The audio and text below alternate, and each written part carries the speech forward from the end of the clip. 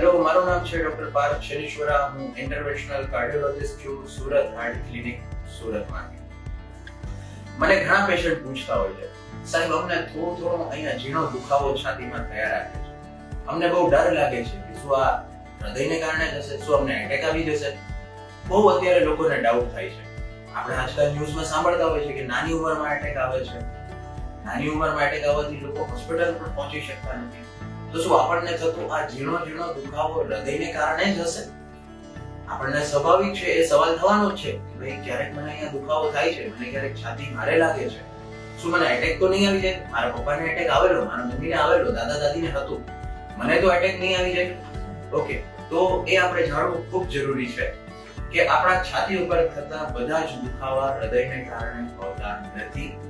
ખૂબ જરૂરી છે કે હૃદયને કારણે જે દુખાવો થાય છે તે કેવો હોય છે તે આપણે જાણીએ. યુઝ્યુઅલી જે હૃદયને કારણે દુખાવો થાય છે અથવા તો એટેક વાળા દર્દીમાં જે દુખાવો થાય છે એની માત્રા એટલે કે ઇન્ટેન્સિટી ખૂબ વધારે હોય છે. એ દુખાવો એટલો વધારે હોય છે કે લોકો યુઝ્યુઅલી સહન ના કરી શકે, એ છુપાવીને બેસી ના શકે. લોકો એમના ઘરવાળાને કહે કે ભાઈ મને બહુ વધારે દુખાવો થાય છે, આવો દુખાવો મને પહેલા ક્યારેય નથી થયો, એટલો દુખાવો મને બહુ થાય છે. ઘણા એવું કહેશે મને બહુ દુખાવો થાય છે પણ લાગે છે એસિડિટી જેવું છે, પણ એની દુખાવાની ઇન્ટેન્સિટી ખૂબ વધારે હશે. એ દુખાવો યુઝ્યુઅલી છાતીના વચ્ચેના ભાગમાં એટલે કે આપણું જે સ્ટર્નમ હાડકું હોય એની પાછળના ભાગમાં થતો હોય. અને યુઝ્યુઅલી લોકો એવું ડિસ્ક્રાઇબ કરે કે છાતી ઉપર ખૂબ જ વધારે ભાર મૂકી ગયું છે, કોઈ ખૂબ વધારે કોઈ સામાન મૂક્યો હોય એવું લાગે છે, આમ એટલું દબાણ આવે છે છાતી ઉપર. બીજી વસ્તુ કે ઘણીવાર એવું બને કે ડાબી કે જમણી બાજુનો હાથ આપણો કળતો હોય, અહીંયાના સ્નાયુઓ હોય એમાં કળતર થતી હોય. ઘણી વખત એવું થાય કે આપણા જડબામાં કળતર આવતી હોય. તો હૃદયનો દુખાવો જડબાથી લઈ અહીંયા આપણી ડૂકી એટલે કે પેટ સુધી ગમે તે ભાગમાં થઈ શકે છે. પણ હૃદયનો દુખાવો યુઝ્યુઅલી ખૂબ સિવિયર હાઈ ઇન્ટેન્સિટી હોય છે. એ યુઝ્યુઅલી છાતીના વચ્ચેના ભાગમાં એક દબાણ તરીકે આવતો હોય છે.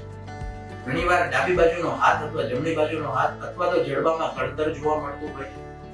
ઘણીવાર એવું હોય કે આ દુખાવો થોડું પણ તમે કામ કરો, થોડું પણ ચાલો તો એ દુખાવો વધી જાય અને એ દુખાવાને કારણે તમારે બેસી જવું પડે. 2 મિનિટ તમે રેસ્ટ લો એટલે દુખાવો હળવો થઈ જાય અને પાછું તમે ચાલો તો તમને દુખવા માંડે. આ એક ટિપિકલ હૃદય રોગનો દુખાવો છે. જો તમે 2 થી 5 મિનિટ ચાલ્યા, તમને છાતી ઉપર દબાણ આવ્યું, તમે રેસ્ટ કર્યો 2 મિનિટ, તમને દુખાવામાં રાહત થઈ ગઈ, પાછું તમે ચાલવાનું ચાલુ કર્યું અને પાછું તમને દુખાવો થયો, ધેટ મીન્સ તમને હૃદય રોગને કારણે દુખાવો છે. હવે આપણે જાણીએ કે હૃદય સિવાય જે બીજા દુખાવા થાય એ કયા ટાઈપના હોય. હવે બીજી વસ્તુ, ઘણા લોકોને તાવ, શરદી, ખાંસીને કારણે છાતીમાં દુખાવો થતો હોય. પણ એ દુખાવો કેવો હોય? જ્યારે આપણે ઊંડો શ્વાસ લઈએ ત્યારે દુખે, જ્યારે આપણે ખાંસી કરીએ ત્યારે દુખે, જ્યારે કોઈ આપણે એક પડખા ઉપર સૂઈએ ત્યારે દુખે, અથવા તો આપણે સૂતા હોય તો વધારે દુખાવો થાય અને આપણે બેસીએ તો આપણને દુખાવામાં રાહત થાય. તો આ ટાઈપનો દુખાવો ક્યારેય હૃદયને કારણે હોતો નથી. સમજી લો, જે દુખાવો ઊંડા શ્વાસ લેવાથી થાય, ખાંસી કરવાની સાથે થાય, જે કોઈ એક બાજુ પડખા ઉપર સુવાથી થાય, અથવા તો કોઈ એક પોઝિશનમાં સુવાથી એટલે કે સુવો તો દુખે, બેસો તો રાહત થઈ જાય, તો એ દુખાવો હૃદયને કારણે હોતો નથી. એ યુઝ્યુઅલી કફ, અપર રેસ્પિરેટરી ટ્રેક્ટ ઇન્ફેક્શનને કારણે ત્યાં થોડું જે ફેફસાની આજુબાજુનું લેયર છે જે પ્લુરા કહેવાય એમાં સોજો હોવાને કારણે હોય છે, જેને અમે લોકો પ્લુરાઇટિસ કહેતા હોય છે. અને તે 3 થી 5 દિવસની એન્ટીબાયોટિક અને સોજો ઉતારવાની દવાથી પાછું નોર્મલ થઈ જતું હોય છે. હવે ત્રીજી વસ્તુ આવી, ઘણા લોકોને ગેસ એસિડિટીને કારણે પણ દુખાવો થતો હોય. તો એ જે દુખાવો હોય છે તે પેટમાં બળતરા અથવા તો પેટ ભરાયેલું લાગે, ગેસ જેવું લાગે. તે લોકોને કદાચ કબજિયાત પણ હોઈ શકે. તે લોકોને વારંવાર ડકાર આવતા હોય છે. ઘણીવાર રાત્રે એટલા બધા ડકાર આવે કે ઉલટી પણ થઈ જતી હોય છે. તો એ ગેસ એસિડિટીને કારણે હોય છે.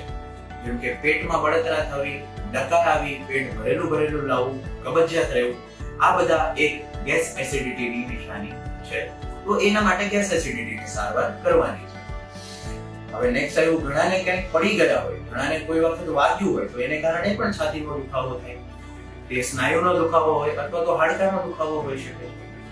અને ઘણા લોકોને આમાંથી કોઈ જ કારણ ના હોય, ના હૃદયનું, ના ફેફસાનું, ના હાડકાનું, ના ગેસ એસિડિટીનો, છતાં દુખાવો થતો હોય, ઢગલાબંધ ફાઇલો હોય એમની પાસે, કોઈ જગ્યાએ કોઈ નિદાન જ ના થાય, બધા જ રિપોર્ટ નોર્મલ આવે, ત્યારે એ રીઝન સાયકોલોજીકલ કહેવાતું હોય છે. આપણા મનમાં એક ડર ઘૂસી ગયો હોય છે કે આ દુખાવો મને કોઈ સિરિયસ છે, મને ખબર નથી પડતી આ દુખાવો શેનો છે, પણ યુઝ્યુઅલી એમાં કોઈ ચિંતા જેવું નથી હોતું. એ એક સાયકોલોજીકલ ઇશ્યુને કારણે દુખાવો હોઈ શકે છે. તો સૌથી પહેલી વસ્તુ તો સમજવા જેવી છે કે દરેક છાતીનો દુખાવો એક સિરિયસ વસ્તુ નથી, દરેક છાતીનો દુખાવો હૃદય રોગનો નથી, પણ અહીંયા રેડ ફ્લેગ એ છે કે કોઈ પણ છાતીના દુખાવાને આપણે અવગણી શકીએ નહીં. જો આપણે એને અવગણવા જઈએ અને આપણે એને પારખવામાં ભૂલ કરી ગયા અને એ હૃદયનો નીકળો તો આપણે આપણો જીવ ગુમાવી બેસીએ છીએ. તો સૌથી પહેલા છે, જ્યારે પણ છાતીમાં દુખાવો થાય, સૌથી પહેલું સ્ટેપ છે એક ECG કરાવો. જો ECG તમારો નોર્મલ હશે તો મોટા ભાગે તમને હૃદયનું કંઈ નહીં હોય. જો ડોક્ટરને જરૂર લાગશે તો એ થોડા સમય પછી ફરીથી ECG કરાવવાનું કહેશે, આગળના રિપોર્ટ જેમ કે ઇકો અને TMT કરાવવાનું કહેશે, અથવા તો બ્લડનો રિપોર્ટ ટ્રોપોનિન કરાવવાનું કહેશે. તો મારી સલાહ છે, જ્યારે પણ છાતીમાં દુખાવો થાય એને અવગણો નહીં, આપણો જીવ બચાવવા માટે એને અવગણો નહીં, અને એક કાર્ડિયોલોજિસ્ટ ડોક્ટરને બને તેટલું જલ્દી કન્સલ્ટ કરી લો.